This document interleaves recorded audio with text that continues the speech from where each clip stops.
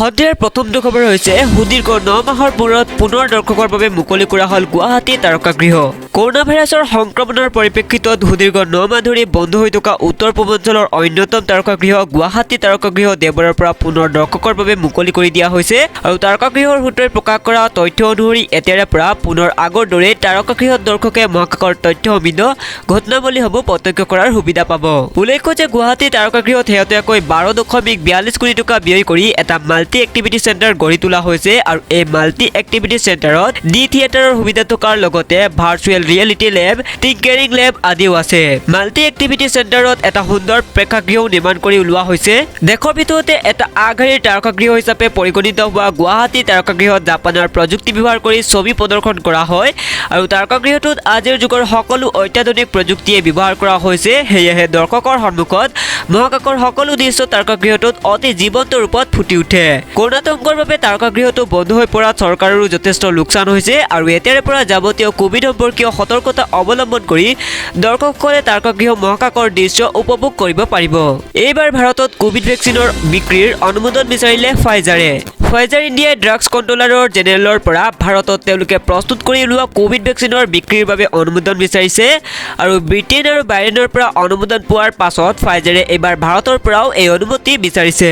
বাতৰি অনুসৰি 2019 চনৰ নতুন দৰৱ তথা ক্লিনিকেল ট্ৰায়েল আইন অনুসৰি ভাৰতত তেওঁলোকৰ কোভিড ভেকচিনৰ আমদানি সৰবৰাহ তথা বিক্ৰীৰ অনুমোদন বিচাৰি ফাইজাৰে আবেদন জনাইছে আৰু অলপতে ফাইজাৰ আৰু বায়'এনটেক সংস্থাৰ যৌথ উদ্যোগত প্ৰস্তুত কৰা কোভিড ভেকচিন জৰুৰী অৱস্থাত বিক্ৰীৰ বাবে ব্ৰিটেইনে সাময়িক অনুমোদন দিছে। ইয়াৰ পাছতে যোৱা শুকুৰবাৰে বাহৰেইন চৰকাৰেও ফাইজাৰৰ এই দুটা ডজৰ কোভিড ভেকচিনৰ বিক্ৰীৰ অনুমোদন দিয়ে আৰু বাতৰিৰ মতে ফাইজাৰে তেওঁলোকৰ কোভিড ভেকচিনৰ বিক্ৰীৰ অনুমোদন বিচাৰি আমেৰিকাকো আবেদন জনাইছে। উল্লেখ্য যে ভাৰতত বৰ্তমান মুঠ 5টা ভেকচিনৰ ট্ৰায়েল চলিছে আৰু ইয়াৰে ভিতৰত চেৰাম ইনষ্টিটিউটে অক্সফৰ্ড এষ্ট্ৰাজেনেকাই প্ৰস্তুত কৰা ভেকচিনৰ ট্ৰায়েলো চলাই আছে।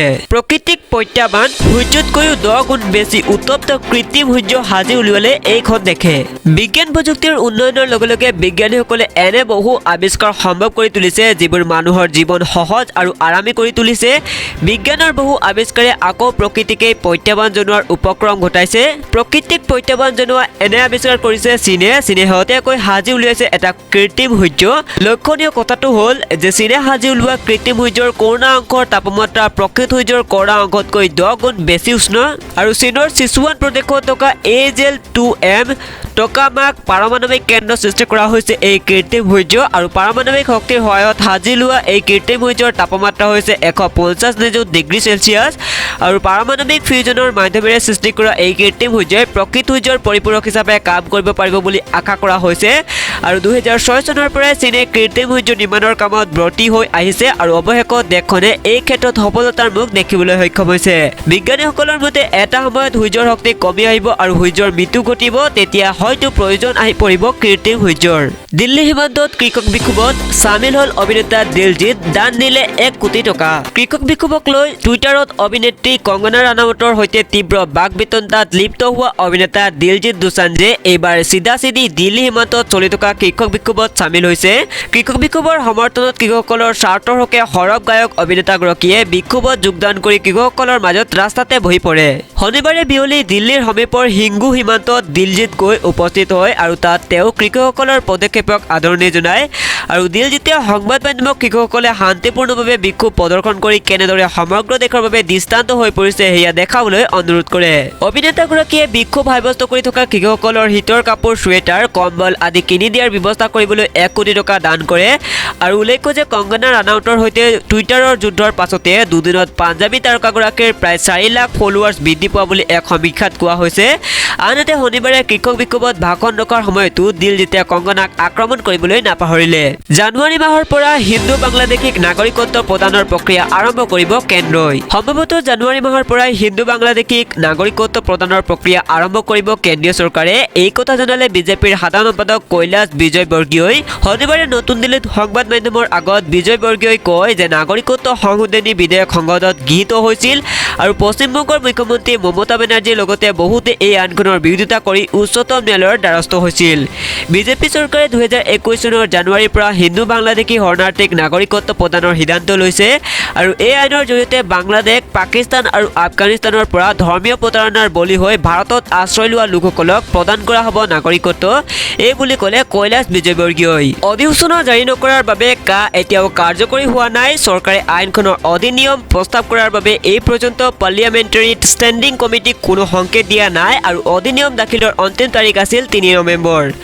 উল্লেখযোগ্য যে অসমতো এই আইনখনৰ বিৰুদ্ধে তীব্ৰ প্ৰতিবাদ হৈছিল আৰু বিভিন্ন দল সংগঠনে জাতিদ্ৰোহী আইনখনৰ বিৰুদ্ধে অসমৰ ৰাজপথ কঁপাই তুলিছিল আৰু এই আইন বিৰোধী প্ৰতিবাদত শ্বহীদ হৈছিল অসমৰ ৫জনকৈ যুৱক। অযোধ্যাত মছজিদ বনোৱাৰ পৰিকল্পনা সম্পূৰ্ণ।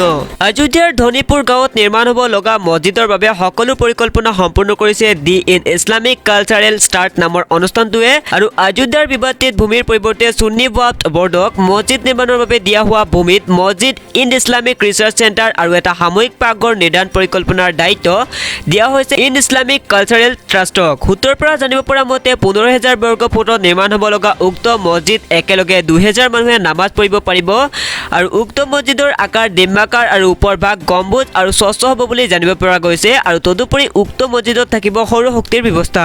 মহানগৰীত বিধ্বংসী অগ্নিকাণ্ড, তীব্ৰ আতংক বিৰাজমান। দেওবাৰে দুপৰীয়া মহানগৰীৰ খ্ৰীষ্টান বস্তিত সংঘটিত হৈছে এক বিধ্বংসী অগ্নিকাণ্ডৰ ঘটনা আৰু খ্ৰীষ্টান বস্তিৰ বিজমোহন গাড়ী ছাৰ্ভিচিং চেণ্টাৰত লগা জুই এতিয়ালৈকে নিৰ্বাপন কৰিব পৰা হোৱা নাই আৰু আজিৰ দিনৰ ১২:৫০ বজাত লগা জুই নিৰ্বাপনৰ বাবে ৪খনকৈ অগ্নি নিৰ্বাপক বাহিনীৰ গাড়ীয়ে চেষ্টা চলাই আছে যদিও জুই নিৰ্বাপন হোৱা নাই। ফলত সমগ্ৰ অঞ্চলজুৰি বিয়পি পৰিছে তীব্ৰ আতংক আৰু কলা ধোঁৱাই ছানি ধৰিছে খ্ৰীষ্টান বস্তিৰ আকাশ। স্থানীয় লোকে সন্দেহ কৰা মতে বিদ্যুতৰ শ্বৰ্ট চাৰ্কিটৰ ফলতে এই অগ্নিকাণ্ডৰ সূত্ৰপাত ঘটিছে। অৱশ্যে তদন্তৰ পিছতে জুই লগাৰ প্ৰকৃত কাৰণ জানিব পৰা যাব আৰু অগ্নিকাণ্ডৰ ফলত কেইবা লাখ টকাৰ সম্পত্তি জুইত যোৱা বুলি সন্দেহ কৰা হৈছে। কিছুমান জিমেইল একাউণ্ট ২০২১ চনত বন্ধ হৈ যাব পাৰে, গুগলে আনিছে নতুন নিয়ম। গুগলে ২০২১ চনত বহু নতুন নিয়ম লৈ আনিছে আৰু ইয়াৰ ভিতৰত গুগল ফুটেজ বিনামূলীয়াকৈ ছবি ৰখাৰ সুবিধা তুলি দিয়াৰ লগতে নিষ্ক্ৰিয় একাউণ্ট বন্ধ কৰি দিয়াটোও আছে।